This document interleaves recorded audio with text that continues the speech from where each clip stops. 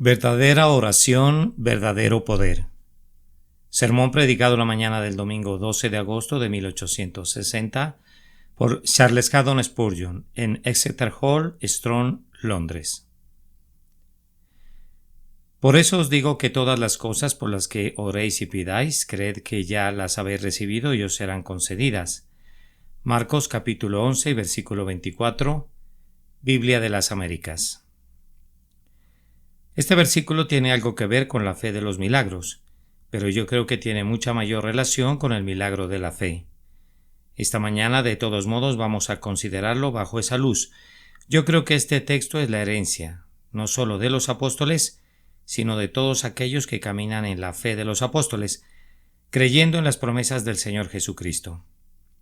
Ese consejo que Cristo dio a los 12 y a sus inmediatos seguidores, la palabra de Dios lo repite para nosotros en este día, que recibamos constante gracia para obedecerlo.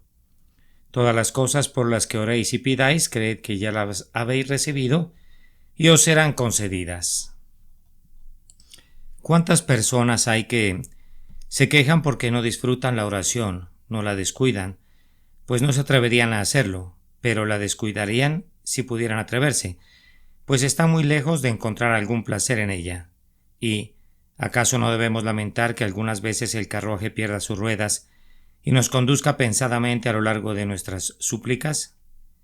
Le dedicamos el tiempo programado, pero volvemos a ponernos de pie sin alivio, como un hombre que ha estado acostado en su cama pero que no ha dormido lo suficiente como para recuperar plenamente sus fuerzas. Cuando llega otra vez el tiempo de orar, nuestra conciencia nos vuelve a poner de rodillas, pero no tenemos una dulce comunión con Dios. No presentamos nuestras necesidades con la firme convicción de que Él las cubrirá. Después de musitar una vez más nuestra ronda acostumbrada de expresiones, nos ponemos de pie, tal vez más turbados en la conciencia y más afligidos en la mente de lo que estábamos antes. Creo que hay muchos cristianos que tienen esa queja, que oran, no tanto porque sea algo bendito que se les permita para acercarse a Dios, sino porque deben orar, porque es su deber, porque sienten que si no lo hiciesen perderían una de las evidencias ciertas de su condición de cristianos. Hermanos, yo no los condeno, pero a la vez si pudiera ser el instrumento para izarlos de ese estado tan bajo de gracia y llevarlos a una atmósfera más elevada y saludable, mi alma se gozaría en grado sumo.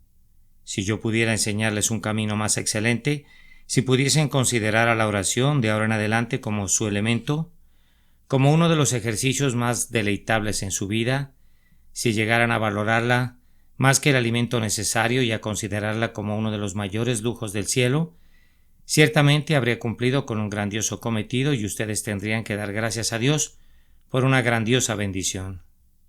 Entonces, présteme su atención mientras les solicito, primero, que miren al texto, en segundo lugar, que miren a su alrededor, y después que miren por encima de ustedes.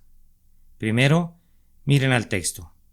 Si lo miran cuidadosamente, pienso que percibirán las cualidades esenciales que son necesarias para que la oración sea grandemente exitosa y prevaleciente.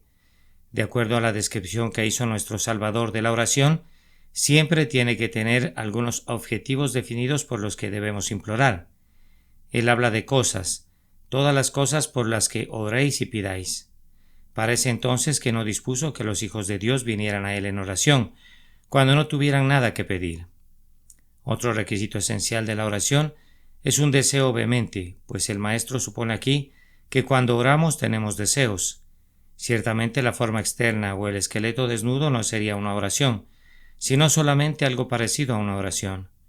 Pero no se trata de la actividad viva, la actividad que prevalece en todo, la actividad todopoderosa llamada oración, a menos que haya una plenitud y un desbordamiento de los deseos. Observen también que la fe es una cualidad esencial de la oración exitosa. Creed que ya la habéis recibido. No pueden ser oídos en el cielo y recibir una respuesta satisfactoria para su alma, a menos que crean que Dios realmente les oye y que les responderá. Otro requisito es evidente aquí en la propia superficie, es decir, que una expectación de cumplimiento debe acompañar siempre a una fe firme. Creed que ya la habéis recibido. No se trata simplemente de creer que la recibiremos, sino de creer que realmente la hemos recibido. Considerarlas como ya recibidas, como si ya contáramos con ellas, y actuar de manera correspondiente, actuar como si estuviésemos seguros de obtenerlas. Creed que ya las habéis recibido y os serán concedidas. Revisemos estas 4 cualidades una por una. Para que la oración tenga algún valor, debe tener peticiones definidas por las cuales suplicar. Hermanos míos, a menudo divagamos en nuestras oraciones yendo tras esto, eso y lo otro, sin obtener nada, porque en cada caso realmente no deseamos nada. Parloteamos acerca de muchos temas, pero el alma no se concentra en ningún objetivo. ¿Acaso no se ponen de rodillas algunas veces sin haber pensado de antemano qué quieren pedirle a Dios? Lo hacen por costumbre, sin ninguna motivación de corazón. Son semejantes a un hombre que va a una tienda sin saber qué artículos quiere comprar. Quizá llegue a ser una compra útil estando allí, pero ciertamente no es muy sabio adoptar un plan así. Y de igual manera, cuando el cristiano está orando, puede sobrevenirle un deseo real y alcanzar su fin, pero cuánto mejor le iría si, habiendo preparado su alma mediante la reflexión y un autoexamen, viniera a Dios con una súplica real, con un objetivo que quiere alcanzar. Si solicitáramos una audiencia ante la corte de Su Majestad la Reina, deberíamos esperar tener que responder a la pregunta ¿para qué deseas verla? Sería inconcebible por nuestra parte que fuéramos ante la presencia de la realeza y que hasta en ese momento pensáramos en la petición por la que hemos llegado allí. Lo mismo sucede con el Hijo de Dios. Él debe ser capaz de responder a la importante pregunta ¿cuál es tu petición y te será otorgada? ¿Cuál es tu demanda? Imagínense a un arquero que dispara con su arco pero sin saber dónde se encuentra el blanco. ¿Tendrá posibilidades de éxito? Conciban un barco en un viaje de exploración que navega sin que el capitán tuviera la menor idea de lo que está buscando. ¿Acaso esperarían que regresara abundantemente cargado, ya fuera con los descubrimientos de la ciencia o con muchos tesoros de oro? En todo lo demás deben tener un plan. No se presentan a trabajar sin saber qué es lo que necesitan fabricar. ¿Cómo es que van a Dios sin saber qué es lo que necesitan obtener? Si tuvieran algún propósito, no encontrarían nunca que la oración es un trabajo monótono y pesado. Estoy persuadido que la anhelarían vehementemente y dirían: hay algo que necesito. Oh, que me pudiera acercar a Dios y pedírselo. Tengo una necesidad, y necesito verla satisfecha y anhelo poder estar solo para derramar mi corazón delante de Él y pedirle esta cosa importante por la que mi alma suspira sinceramente.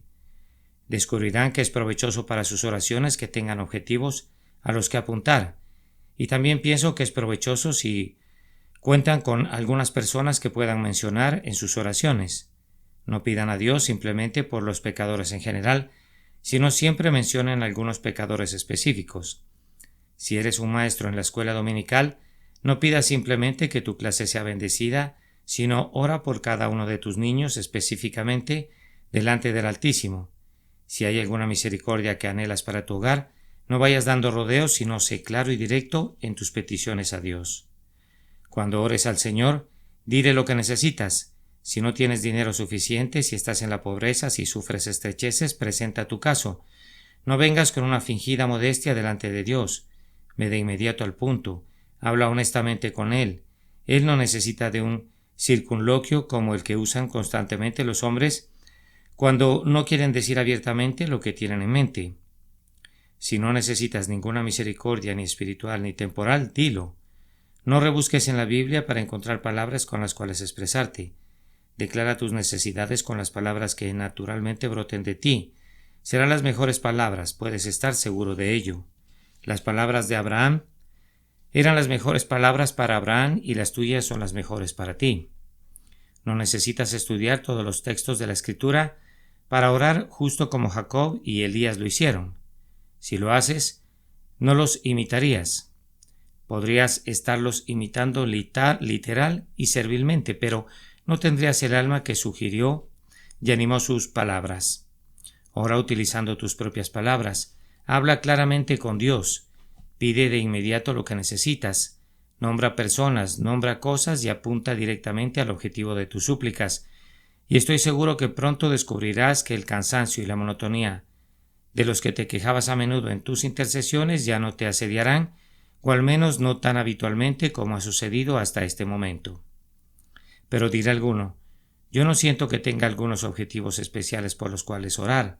Ah, mi querido hermano, no sé quién seas o dónde vivas, para que no tengas objetivos especiales por los cuales orar, pues yo descubro que cada día trae ya sea su necesidad o su problema, y que yo tengo algo que pedirle a mi Dios cada día.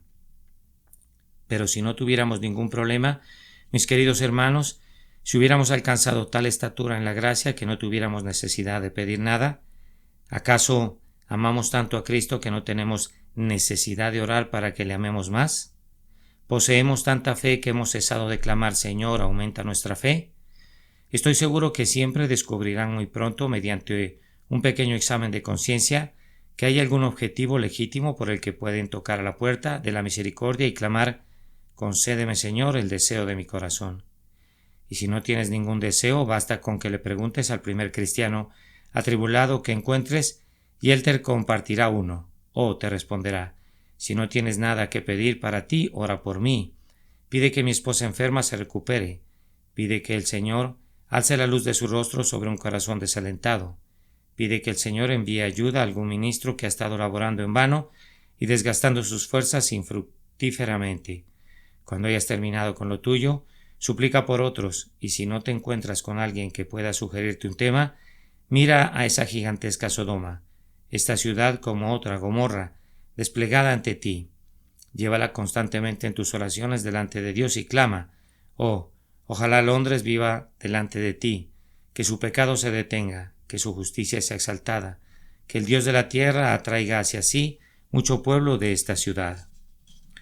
Junto con un objetivo de oración muy definido, es igualmente necesario que haya un deseo verdadero para alcanzarlo. Las oraciones frías, afirma un viejo teólogo, piden ser rechazadas. Cuando le pedimos al Señor con tibieza, sin fervor, es como si detuviésemos su mano y le impidiésemos darnos las mismas bendiciones que pretendemos estar buscando.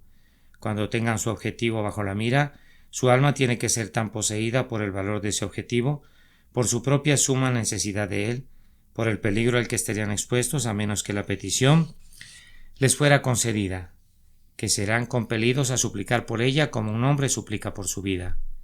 Hay una hermosa ilustración de la verdadera oración, explicada en la forma de dos nobles damas, cuyos esposos estaban condenados a muerte y a punto de ser ejecutados.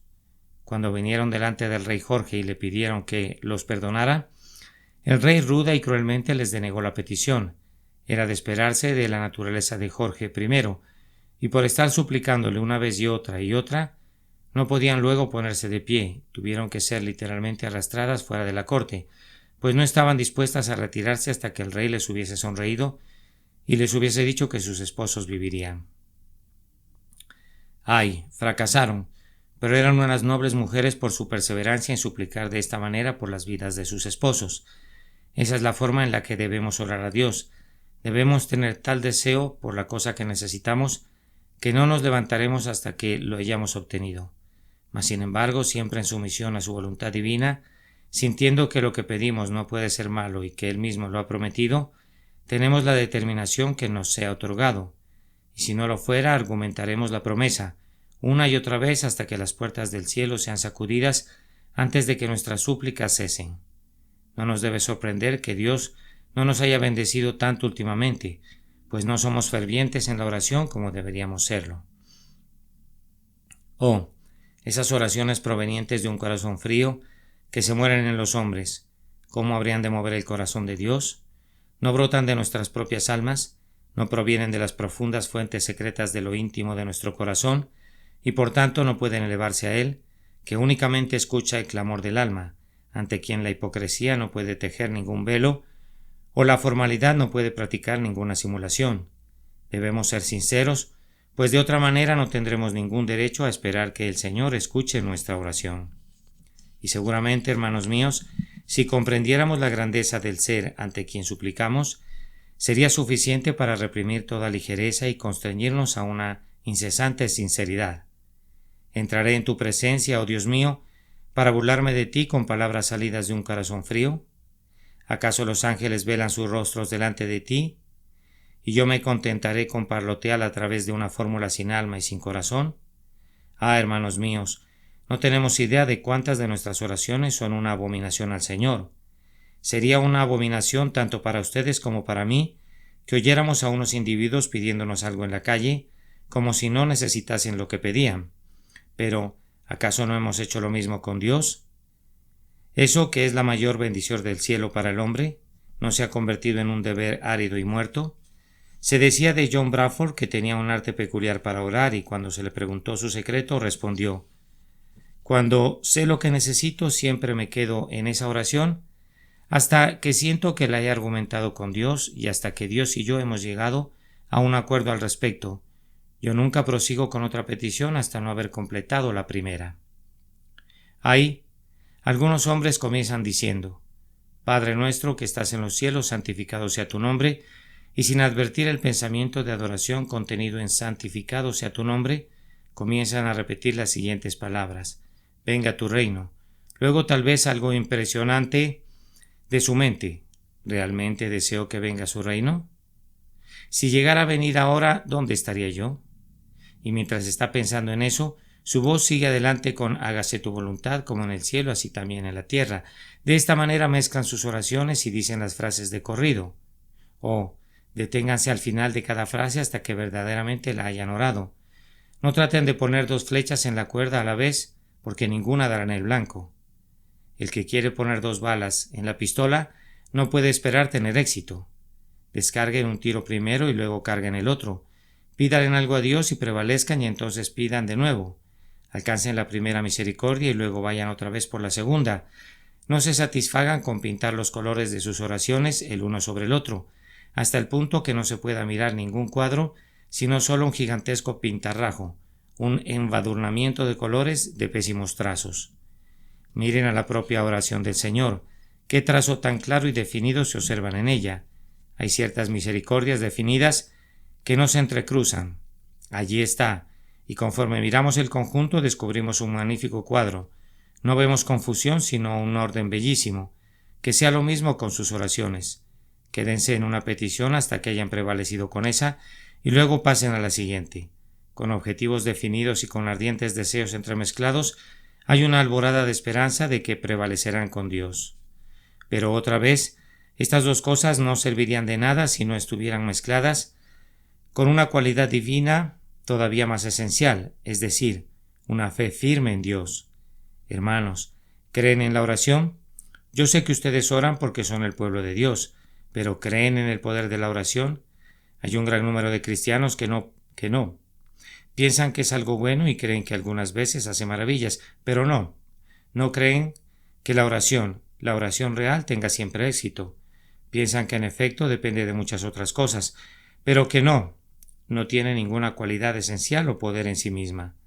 Ahora la convicción de mi propia alma es que la oración es el mayor poder en el universo entero, que tiene una fuerza tan omnipotente que la electricidad se queda pequeña al lado de ella, que también se queda pequeña la atracción y la gravedad, o cualquier otra de estas fuerzas secretas que los hombres han llamado por nombres, pero que no entienden. La oración tiene una influencia tan invariable, tan segura, tan verdadera, tan palpable sobre el universo entero como cualquiera de las leyes de la materia. Cuando un hombre ora realmente, no se trata de si Dios le oirá o no. Dios debe oírle, no porque haya alguna compulsión en la oración, sino porque hay una dulce y bendita compulsión en la promesa. Como es el sublime y verdadero Dios, no puede negarse a sí mismo. Pensar en esto, que tú, un hombre insignificante, puedas estar aquí y hablar con Dios, y a través de Dios puedas mover todos los mundos. Sin embargo, cuando tu oración es escuchada, la creación no es alterada. Aunque las mayores peticiones sean contestadas, la providencia no será desordenada ni un solo instante. Ninguna hoja caerá más pronto del árbol, ninguna estrella detendrá su curso, ninguna gota de agua caerá más lentamente de su fuente. Todo continuará siendo igual, y sin embargo tu oración lo habrá afectado todo. Hablará a los decretos y a los propósitos de Dios mientras están siendo cumplidos diariamente, y todos ellos gritarán a tu oración y clamarán: tú eres nuestra hermana, nosotros somos decretos y tú una oración. Pero tú misma eres un decreto tan antiguo, tan seguro, tan viejo, como lo somos nosotros. Nuestras oraciones son decretos de Dios en otra forma. Las oraciones del pueblo de Dios no son sino promesas de Dios, musitadas por corazones vivos, y esas promesas son los decretos, solo que puestos en otra forma y figura. No pregunten cómo pueden mis oraciones afectar los decretos. No pueden, excepto que en la medida que sus oraciones son decretos y que conforme brotan cada oración que es inspirada por el Espíritu Santo a su alma, es tan omnipotente y eterna como ese decreto que dijo: sea la luz y fue la luz, o como ese decreto que eligió a su pueblo y ordenó su redención por la sangre preciosa de Cristo. Tú tienes poder en la oración, y tú estás hoy entre los ministros más potentes en el universo que Dios ha hecho. Tú tienes poder sobre los ángeles, pues ellos volarán a tu voluntad. Tú tienes poder sobre el fuego y el agua y los elementos de la tierra. Tú tienes poder para que tu voz sea escuchada más allá de las estrellas, donde los truenos se desvanecen en silencio. Tu voz despertará los ecos de la eternidad. El oído del propio Dios la escuchará, y la mano de Dios mismo cederá tu voluntad. Él te pide que clames: hágase tu voluntad, y tu voluntad será hecha. Cuando tú puedes argumentar su promesa, entonces tu voluntad es su voluntad. ¿No parece algo sobrecogedor, mis queridos amigos, tener tal poder en las manos de uno como el poder de orar? ¿Han oído algunas veces historias de hombres que pretendían tener un poder extraño y místico, por el cual podían llamar a los espíritus de los profundos abismos, por el cual provocaban aguaceros torrenciales y detenían el sol? Todo era una invención de la imaginación, pero si fuera verdad, el cristiano es todavía un mayor mago. Basta que tenga fe en Dios y no habrá nada imposible para él. Será libertado de lo profundo de las aguas, será rescatado de las más penosas aflicciones, en los días de hambre será saciado, será librado de la peste, en medio de la calamidad caminará con paso firme y fuerte, en la guerra siempre será protegido, y en el día de la batalla alzará su cabeza, si cree simplemente en la promesa y la levanta delante de los ojos de Dios y la argumenta con la convicción de una confianza inconmovible. No hay nada, lo repito, no hay una fuerza tan tremenda, no hay una energía tan maravillosa como la energía con la que Dios ha dotado a cada hombre, que como Jacob puede luchar, como Israel puede prevalecer con él en oración. Pero tenemos que tener fe en esto, tenemos que creer que la oración es lo que es, o de lo contrario no es lo que debería ser. A menos que crea que mi oración es eficaz, no lo será, pues dependerá de mí en gran medida. Dios me puede otorgar la misericordia aun cuando no tenga fe.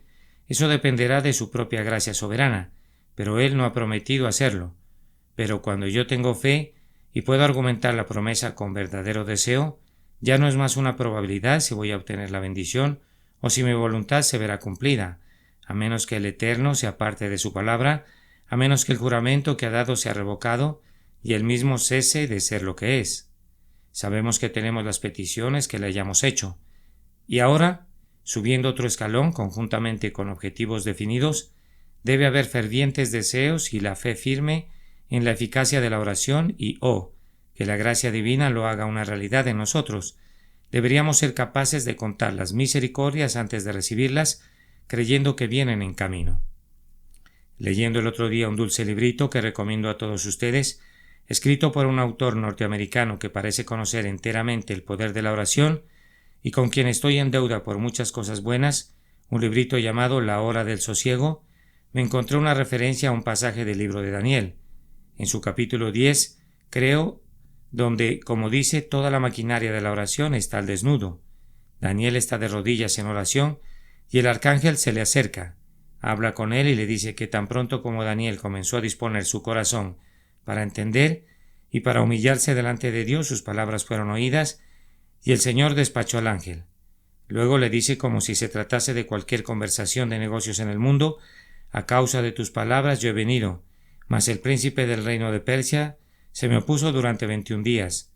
Pero he aquí Miguel, uno de los principales príncipes, vino para ayudarme. He venido para hacerte saber lo que ha de venir. Vean ahora que Dios sopla el deseo en nuestros corazones y tan pronto como el deseo está allí, antes de que llamemos, Él comienza a responder. Antes de que las palabras hayan recorrido la mitad de su camino al cielo, mientras todavía están temblorosas sobre los labios, conociendo las palabras que queremos decir, comienza a responderlas y envía al ángel. El ángel llega y trae la bendición solicitada.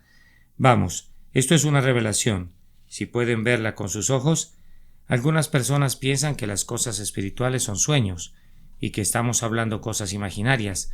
No, yo creo que hay tanta realidad en la oración de un cristiano como la que hay en un relámpago, y la utilidad y excelencia de la oración de un cristiano puede ser tan conocida sensiblemente como el poder de un relámpago cuando parte un árbol, quiebra sus ramas y lo sacude hasta su propia raíz.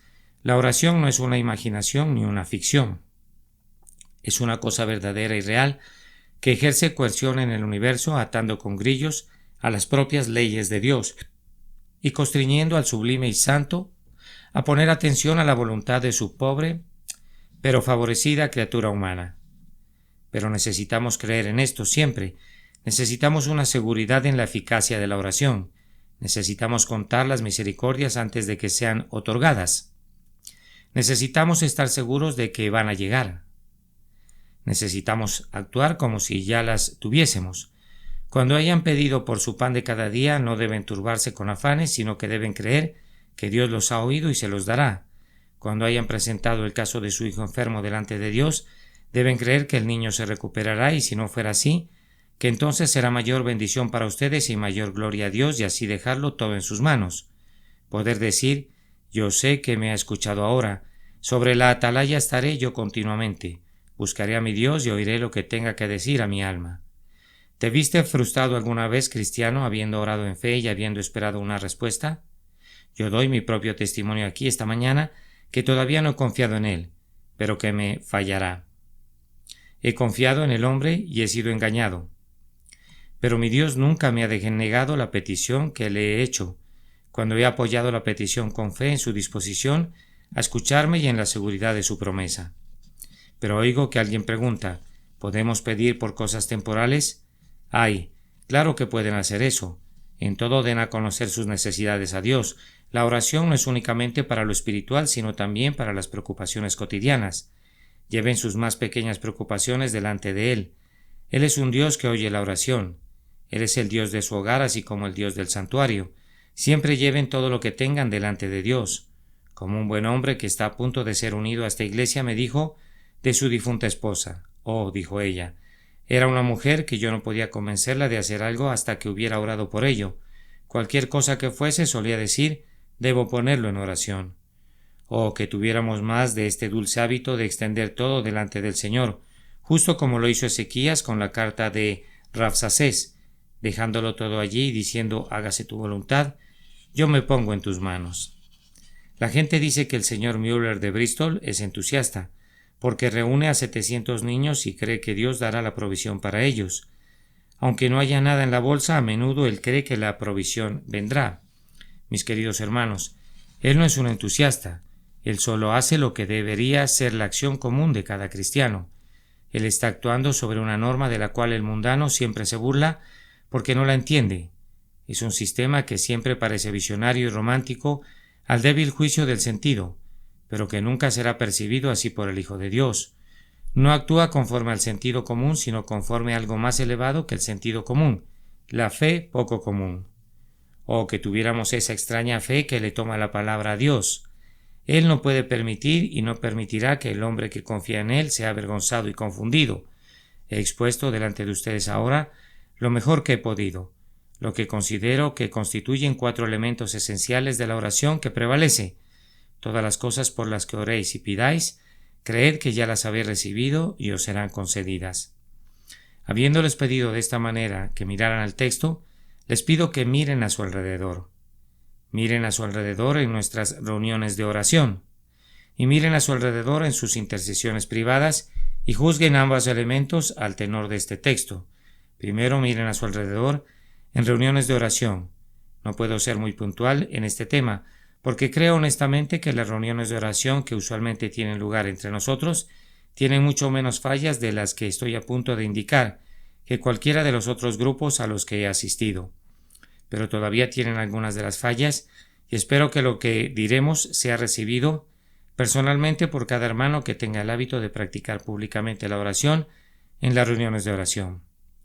No es un hecho que tan pronto como entran a la reunión sienten que si son llamados a orar tienen que ejercitar un don, y ese don, en el caso de muchos hombres que oran, hablando duramente tal vez, pero pienso que honestamente, radica en tener una excelente memoria para recordar una buena cantidad de textos, que siempre han sido citados desde los días de nuestro abuelo, y en ser capaz de repetirlos en el orden adecuado. El don radica también en algunas iglesias, especialmente en las iglesias de aldeas, en tener buenos pulmones como para ser capaces de sostener el tono sin respirar durante 25 minutos cuando son breves, o 3/4 de hora cuando se alargan un poco. El don radica también en pasar a través de toda una hilera de cosas, siendo incapaces de pedir algo específico, haciendo de la oración no una flecha con una punta, sino más bien una herramienta estrambótica que no tiene una punta y sin embargo está destinada a ser puntiaguda, que apunta a todos lados y que por consiguiente no le atina a nada. A estos hermanos se les pide con frecuencia que oren, a esos que tienen esos peculiares y tal vez excelentes dones, aunque en verdad debo decir que yo no puedo obedecer el mandato del apóstol de procurar dones como esos. Ahora, si en lugar de eso se les pidiera a algún hombre que ore, pero que nunca ha orado antes en público, supongamos que se levantara y dijera: «Oh Señor, me siento tan pecador que difícilmente puedo dirigirme a ti. Señor, ayúdame a orar. Oh Señor, salva mi pobre alma. Oh, que tú salves a mis antiguos compañeros. Señor, bendice a nuestro ministro, que te agrade enviarnos un avivamiento. Oh Señor, no puedo decir nada más. Óyeme por Jesucristo nuestro Señor. Amén».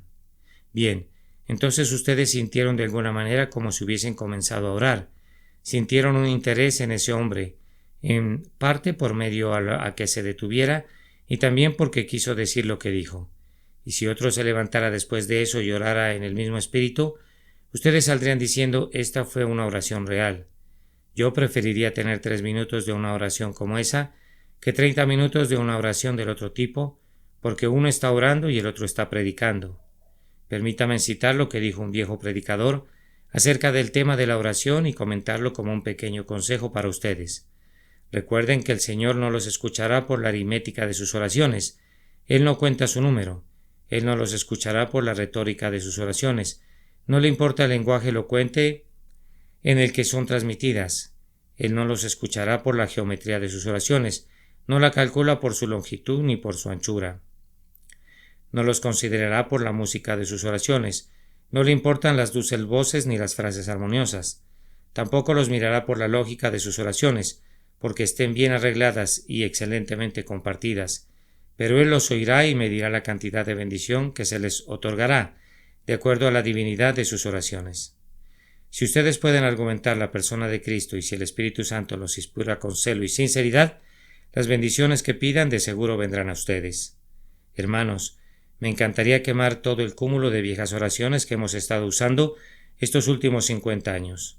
Ese aceite que va de vasija en vasija, ese caballo que se apresura a la batalla, ese texto cortado citado indebidamente. Donde están 2 o 3 congregados, tú estarás en medio de ellos, y todas esas otras citas que hemos estado fabricando y dislocando y copiando de hombre a hombre. Yo quisiera que vengamos a hablar con Dios simplemente desde lo profundo del corazón. Sería algo grandioso para nuestras reuniones de oración. Habría una mayor asistencia y estoy seguro que serían más fructíferas si cada persona se sacudiera de ese hábito de formalidad y hablara con Dios como un hijo habla con su padre. Pidámosle lo que necesitemos y luego sentémonos y habremos terminado. Digo esto con toda la sinceridad cristiana. A menudo porque he decidido no orar según cualquier fórmula convencional. La gente ha dicho: «Ese hombre no es reverente». Mi querido amigo, tú no eres el juez de mi reverencia. Ante mi propio Señor me sostengo o caigo. No creo que Job haya citado a alguien. No creo que Jacob haya citado al viejo santo en el cielo, a su padre Abraham. No encuentro que Jesucristo citara las Escrituras en oración. Ellos no oraban con palabras de otras personas, sino que usaban sus propias palabras. Dios no quiere que vayan recogiendo esas excelentes pero muy enmohecidas especias del antiguo santuario. El que quiere el aceite nuevo, acabado de destilar, el fresco olivo de su propia alma. Él quiere especias e incienso, no de los viejos cofres donde han permanecido por tanto tiempo que han perdido su olor, sino que quiere incienso fresco y mirra fresca, traídos del Ofir de la experiencia de su propia alma. Procuren mucho orar realmente. No aprendan el lenguaje de la oración, sino busquen el espíritu de la oración, y que Dios Todopoderoso les bendiga. y les haga más poderosos en sus súplicas. He dicho, miren a su alrededor. Quiero que continúen la obra y miren en sus propios aposentos. Oh hermanos y hermanas, no hay lugar que nos dé más vergüenza mirar que la puerta de nuestro aposento. No puedo decir que los goznes estén herrumbrados. La puerta abre y cierra a la hora acostumbrada. No puedo decir que la puerta esté cerrada con llave y tenga telarañas. No descuidamos la oración misma, pero esas paredes, esas vigas que sobresalen de las paredes, ¿qué cosas nos dirán? Oh, podrían clamar la pared. Yo te he oído cuando has tenido tanta prisa que difícilmente podías pasar 2 minutos con tu Dios, y te he oído también cuando estabas medio dormido y cuando no te dabas cuenta de lo que estabas diciendo. Entonces alguna de las vigas podría clamar, te he oído llegar y pasar 10 minutos y no pedir nada. Al menos tu corazón no pidió nada. Tus labios se movieron, pero tu corazón estaba silente. ¿Cómo podría clamar otra viga? Oh, he oído que gimes con toda tu alma, pero he visto que te retiras desconfiado sin creer que tu oración fuera oída, citando la promesa, pero incrédulo de que Dios la cumpliría. Seguramente las 4 paredes del aposento podrían juntarse y caer sobre nosotros en su ira, porque a menudo hemos insultado a Dios con nuestra incredulidad y con nuestra prisa, y con todo tipo de pecados.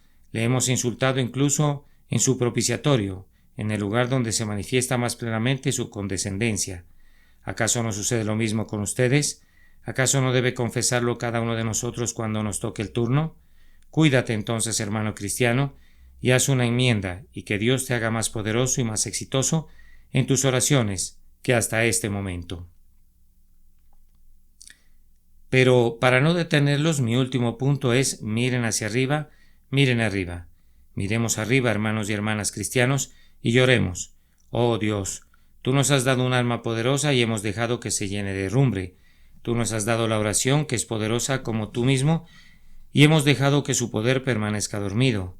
No construiría un vil crimen si le diera a un hombre un ojo que no quisiera abrir, o una mano que no quisiera levantar, o un pie que se quedara tieso por falta de uso. Ah, ¿y qué diríamos de nosotros cuando Dios nos ha dado poder en la oración? Poder sin par, lleno de bendición para nosotros mismos y de innumerables misericordias para otros, y sin embargo ese poder permanece quieto. Oh, si el universo se quedara quieto como nosotros, ¿dónde estaríamos?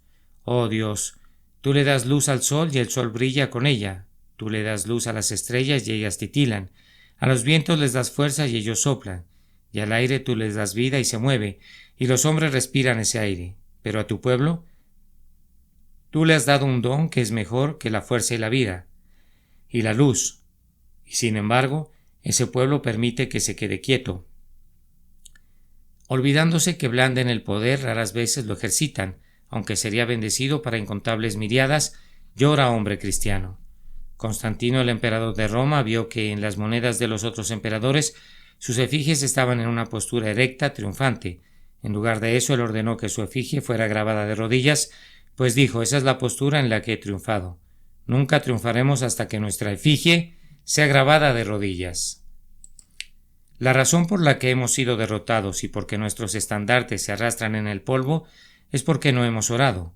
Vayan de regreso a su Dios con tristeza y confiesen delante de él, ustedes hijos de Efraín, que estuvieron armados y llevaban arcos, pero dieron sus espaldas en el día de la batalla. Vayan a su Dios y díganle que si no fueran salvadas las almas, no es porque él no tenga el poder de salvar, sino porque no han laborado copiosamente como si estuviesen de parto por los pecadores que perecen. Sus extrañas no han vibrado como arpas por Kir Hareshet, ni su espíritu ha sido conmovido por las defensas de la tribu de Rubén. Despierten, despierten ustedes que son el pueblo de Israel. Sorpréndanse ustedes descuidados, ustedes que han descuidado la oración, ustedes pecadores que están en el propio centro de Sión y que han permanecido tranquilos. Despiértense, luchen y esfuércense con su Dios, y entonces recibirán la bendición, la lluvia temprana y la tardía de su misericordia, y la tierra producirá en abundancia, y todas las naciones la llamarán bienaventurada. Miren arriba entonces y lloren. Una vez más, miren hacia arriba y gócense. Aunque han pecado en contra de él, a pesar de eso los ama. No han orado ni han buscado su rostro, pero he aquí, él todavía clama a ustedes. Buscad mi rostro. ¿Y no ha dicho: en vano me buscáis? Tal vez no ha ido a la fuente, pero sigue corriendo tan libremente como antes. Han cerrado sus ojos a ese sol, pero todavía brilla sobre ustedes con todo su lustre. No se han acercado a Dios, pero Él los espera para derramar su gracia y está listo para oír todas sus peticiones. He aquí, Él les dice: pregúntenme acerca de las cosas venideras, y en lo concerniente a mis hijos y a mis hijas, pídeme. Qué cosa tan bendita es que el Señor del cielo esté siempre listo para oír. Agustín tiene un hermoso pensamiento acerca de la parábola del hombre que tocó a la puerta de su amigo a la medianoche, diciendo: amigo, préstame 3 panes. La paráfrasis suya va más o menos así: yo toco a la puerta de la misericordia y está muy entrada la noche. ¿Saldrá alguno de los siervos de la casa para responderme? No. Yo toco, pero están dormidos. Oh, ustedes apóstoles de Dios, ustedes mártires glorificados, ustedes duermen, descansan en sus camas. Ustedes no pueden oír mi oración, pero ¿no responderán los hijos? ¿No hay hijos que estén listos a venir para abrir la puerta a su hermano? No. Duermen mis hermanos, que han partido, a quienes les pedía consejo y que eran los compañeros de mi corazón. No, hermanos, no pueden responderme, pues descansan en Jesús.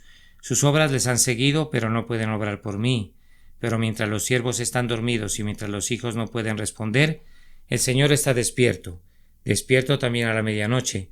Podrá ser medianoche en mi alma, pero Él me oye, y cuando yo digo: préstame 3 panes, Él viene a la puerta y me da todo lo que yo necesito. Cristiano, mira hacia arriba y regocíjate. Siempre hay un oído abierto para una boca abierta. Siempre hay una mano lista cuando hay un corazón listo. No tienes más que clamar y el Señor oirá. Es más, antes de que llames, Él responderá, y mientras estés hablando, Él oirá. Oh, entonces no seas tardo en la oración. Acércate a Él cuando llegues a tu casa. No en el propio camino, alza tu corazón silenciosamente, y cualesquiera que sean tus peticiones o tus súplicas, pídelo todo en el nombre de Jesús, y te será concedido. Además, miren hacia arriba, queridos hermanos cristianos, y enmienden sus oraciones de ahora en adelante. No miren más a la oración como una ficción romántica o como un arduo deber. Mírenla como un poder real, como un placer real. Cuando los filósofos descubren algún poder latente, parecen deleitarse al ponerlo en acción.